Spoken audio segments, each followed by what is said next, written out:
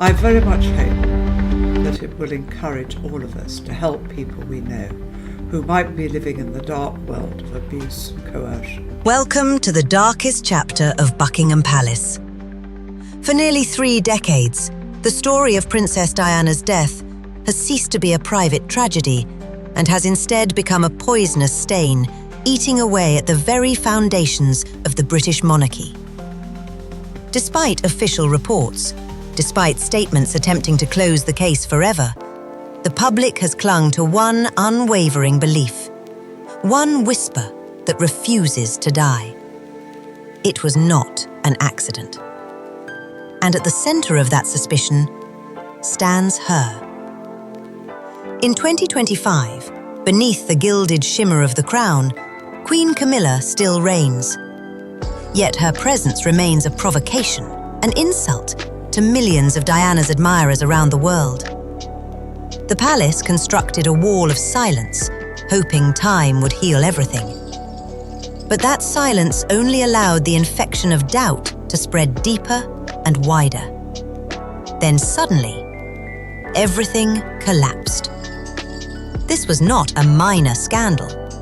This was a royal purge unlike anything seen since the abdication crisis of 1936. Evidence once dismissed as conspiracy theory was now confirmed. A classified audio recording, a sealed prophetic letter, and a shadowy financial trail. That secret investigation blew open the doors to an era of betrayal buried for 30 long years. And when the truth finally surfaced, it did more than topple a queen. It forced a king to confront the greatest mistake of his life. The downfall of a queen did not begin with protests.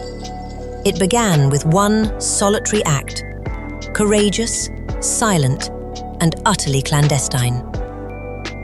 Prince William, burdened by nearly 30 years of memory and unanswered questions, quietly launched an unprecedented legal review in March 2025.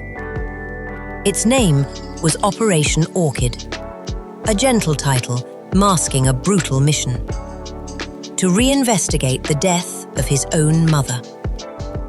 This was no routine inquiry searching for negligence. William had no interest in minor mistakes. He was targeting deliberate betrayal. The investigation focused on an extremely narrow but life-or-death window: the final 72 hours of Princess Diana's life in Paris. The first clue, and the deadliest, was a sealed legal report from 2003, something the royal apparatus had spent years trying to bury. The document detailed a series of sudden, unexplained, and deeply suspicious security changes involving Diana. Most critically, it identified individuals with direct ties to Clarence House, the private residence of King Charles and Queen Camilla, who played pivotal roles in reorganizing Diana's protection just days before the tragedy. As William read through those cold, clinical pages, the horrific truth emerged. What had long been dismissed as chaos and oversight was now exposed as a deliberate security diversion designed to isolate Diana. From a forgotten, dust-covered report, William lit the fuse that would ignite the greatest crisis of the modern monarchy. It was more than the beginning of an investigation. It was a son's vow, opening the door to the next piece of evidence that could no longer be denied. The first explosive evidence came from the most unexpected source: a whistleblower inside MI6. The agency was forced to release a set of encrypted audio files. One recording, verified as Camilla's voice, captured at 10:15 p.m. on August 29, 1997, contained a chilling question.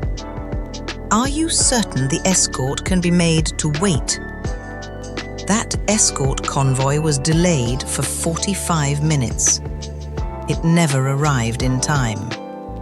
And the crash inside the Alma tunnel claimed Diana's life.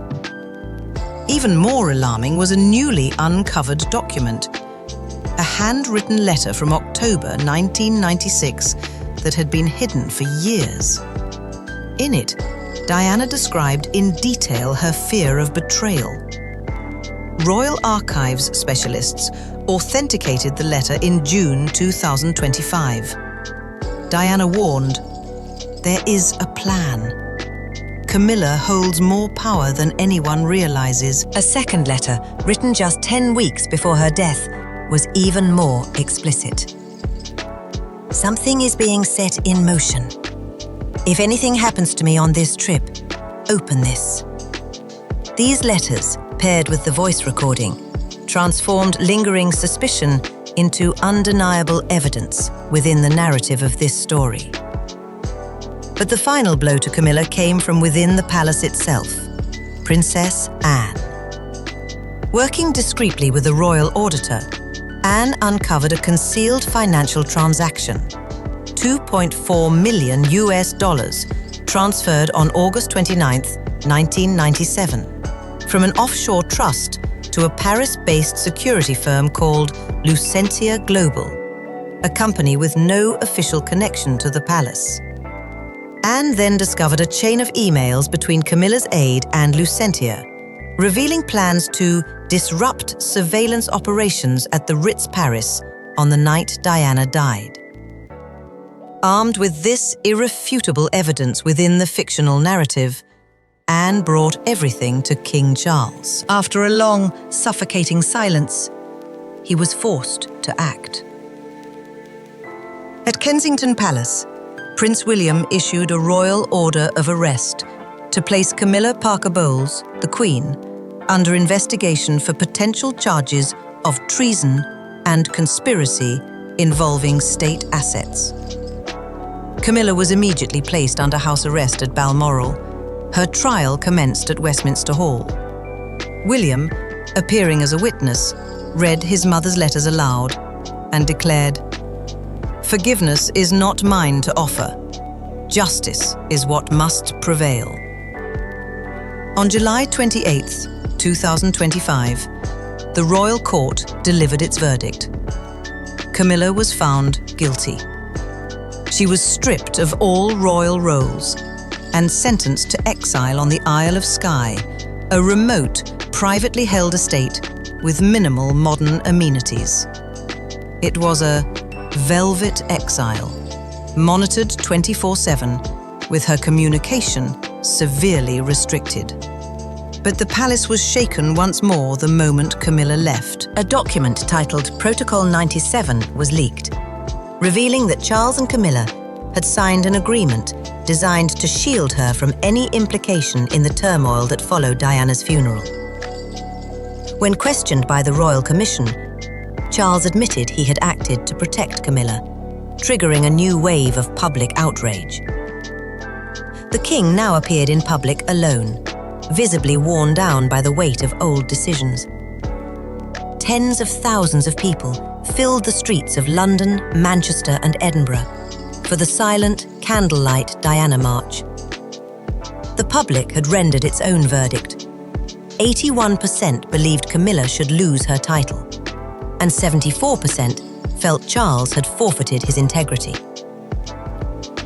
Amid the chaos and collapse, one eternal lesson emerged, and a new symbol rose. Queen Camilla was exiled. King Charles faced public fury. But Princess Catherine stepped forward, not to seize power, but to restore integrity to the monarchy. On September 10, 2025, Catherine carried out a historic act at Kensington Palace. She was no longer merely a future queen. She had become the guardian. Inside a state-of-the-art sealed treasury vault, she placed a sacred, handwritten letter. To Charlotte, from your grandmother.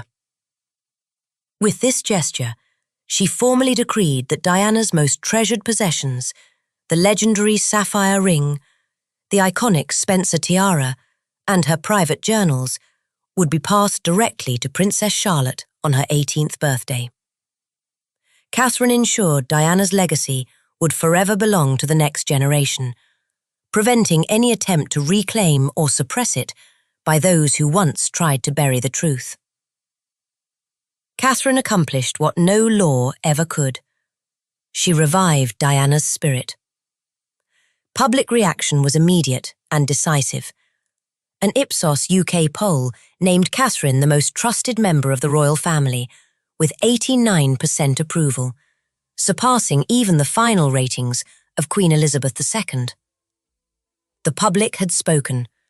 Admiration was no longer dictated by title. A heartfelt letter addressed to Princess Charlotte captured the essence of this royal reckoning. The real crown was never on her head.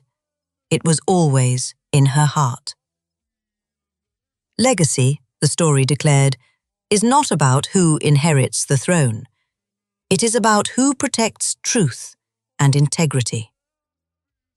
While Camilla faded into isolation on the Isle of Skye, Diana's influence grew stronger than ever, and Catherine became, in the eyes of the public, the true Queen of Hearts. So the curtain on the truth has finally lifted. One queen has fallen. Another has been raised by public devotion. But the story of a monarchy reshaped by this purge is far from over. What will William do with the leaked Protocol 97? And what future awaits King Charles now that trust has shattered?